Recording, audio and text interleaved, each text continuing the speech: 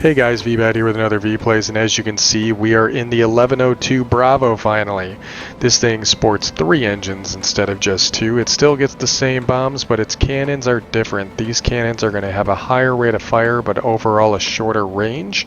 So it's going to change things just a little bit. You can see we got this swept wing design, and we have gone with the white whale paint job here and a little bit of a bear face on the front. First place we're going to go to is we're going to try and help our team out and capture this command center. You can see we got some really good acceleration, some powerful speed, and there's the speed that these cannons fire. This feels much more like your 329 already. It is a totally different concept. We do have our 4 bombs. We are already up to nearly 500 miles an hour, so we are getting to the sites we need to get to. I'm actually going to slow down here in order for us to be effective.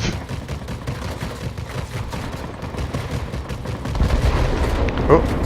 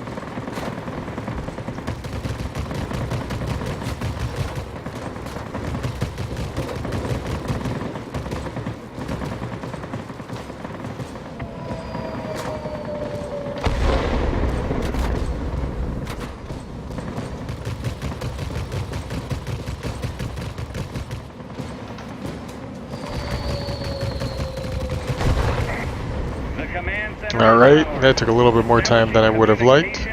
Let's go ahead and hit a reload. We're looking at a 60-second reload on the bombs, which is substantially less than what we've seen for its predecessor.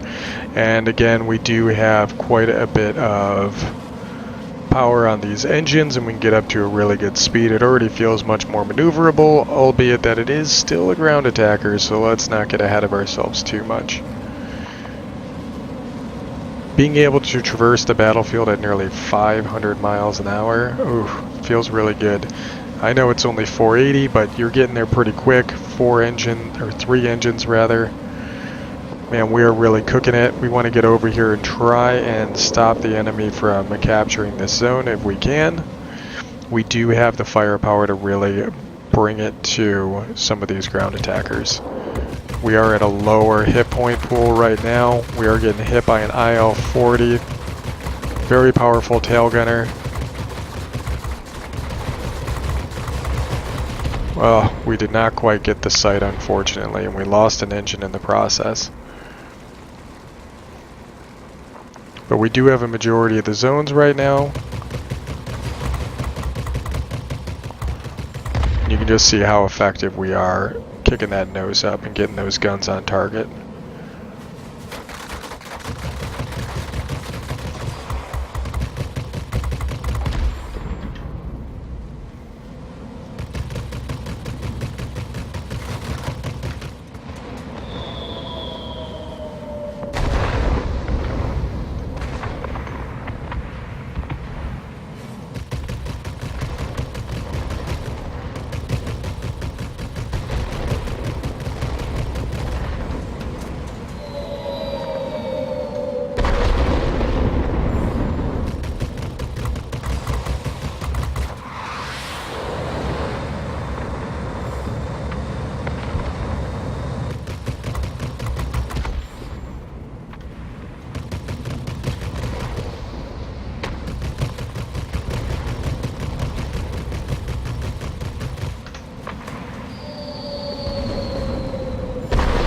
There we go, solid air supremacy.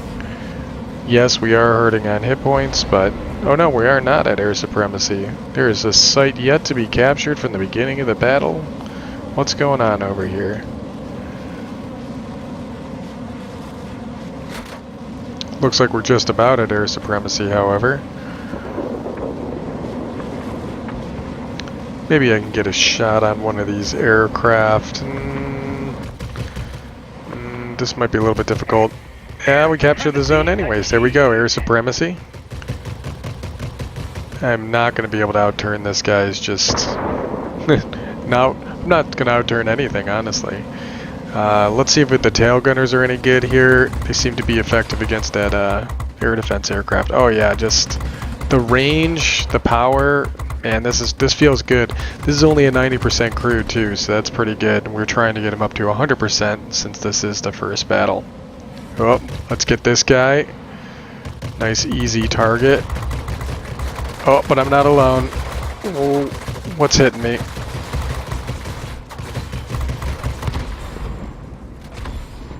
Alright, so we just got taken out by the key 162-1, but that's alright. We got a pretty quick respawn since that was our first death, and I think we pretty much got this in hand. There isn't much left to capture except for possibly defending some of our sites, and then recapturing the airfield would be nice. We do have our bombs back. They too come back very quickly. Hang in there. You'll soon be cut off from support. I say again, support will not be available.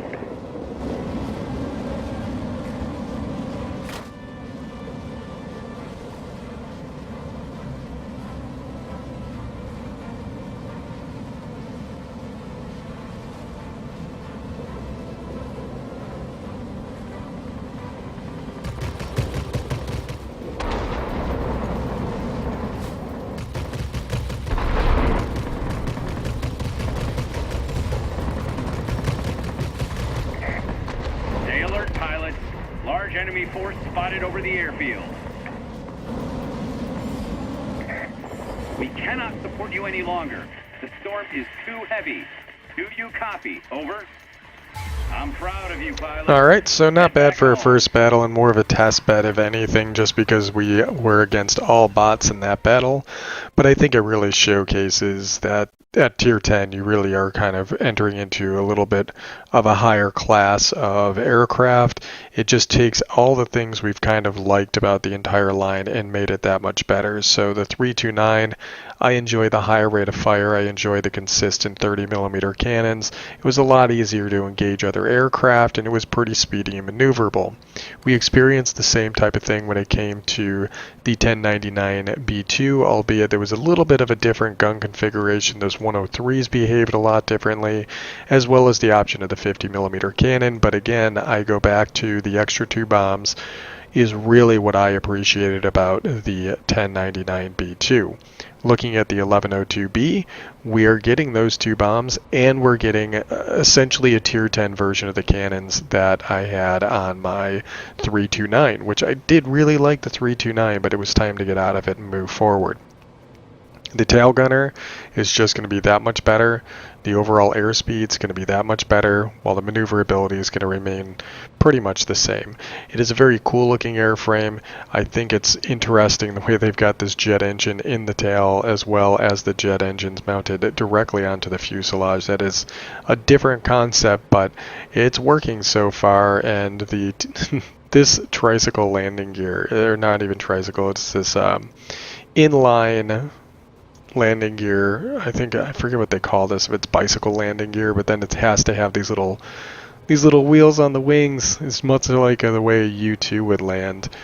Anyways, let's go ahead and talk a little bit about this. So we had to spend 51,000 and some change for the silver to fit this thing back out from the services, but we made 112,000.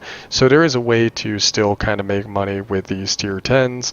At least for if you're running a premium account at the very least. We did get quite a few personal points, which were then converted to crew XP, which allowed us to be able to get that crew up to 100% in a single battle, which is awesome. And yeah, we did good. we did good work. We did 56,000 damage to ground targets, and we managed to take out 6 aerial targets. Whew, man, we really did do some work on this, didn't we? Let's take a look at some of the stats on the guns change and the tail gunner change. And the bombs don't actually change, but I'll throw them up here just for sake of argument. And then we will pull up the 1099B2, and you'll see here, yep.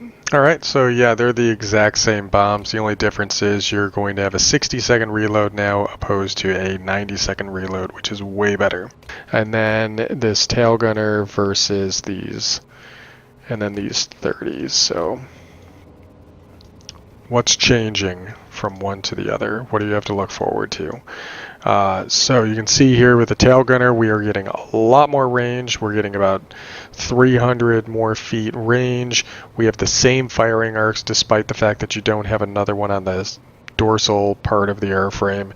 And then for the cannons, yes, you're losing range, but you're increasing the rate of fire, and you also have a higher damage per second. With the increased rate of fire, you're increasing your probability of lighting a fire with these cannons. And you'll note that I kind of came into those zones a lot faster than I did with the 1099B2, because we could get those shots in real quick, drop a bomb, get the shots in, drop a bomb, and just kind of cycle through the zone fairly effectively. Speaking of speed and stuff, let's go ahead and take a look at the stats here, and then we will compare it to the stats of this airframe. You can see that the survivability is going to go up quite a bit.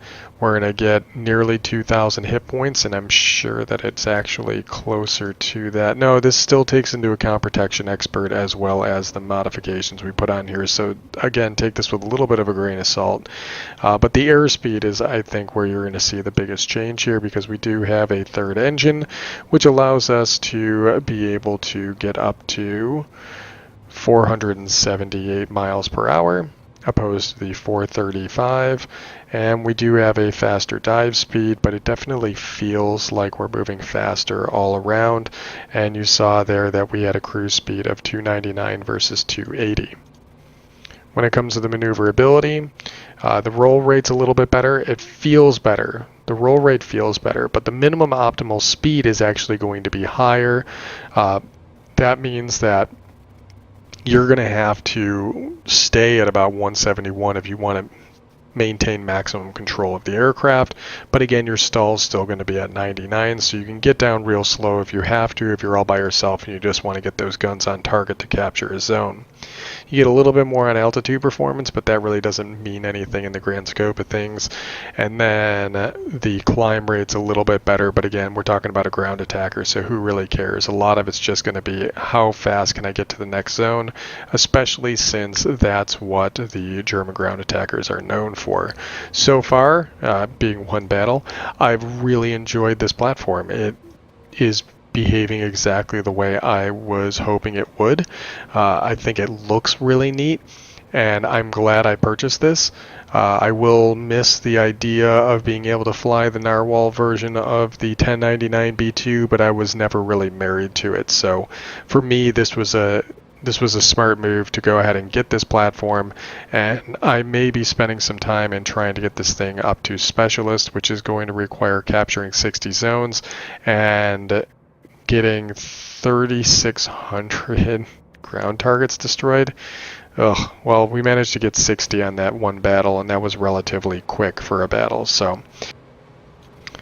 Anyways, I hope you guys enjoyed seeing the 1102 Bravo. For those of you that are grinding this line, I think you have something to look forward to, but your mileage may vary. Maybe you didn't like anything you saw, and I helped make your decision for those of you who don't want to continue to go down this line. But either way, I hope you found it informative, and as always, I will catch you guys on the next one.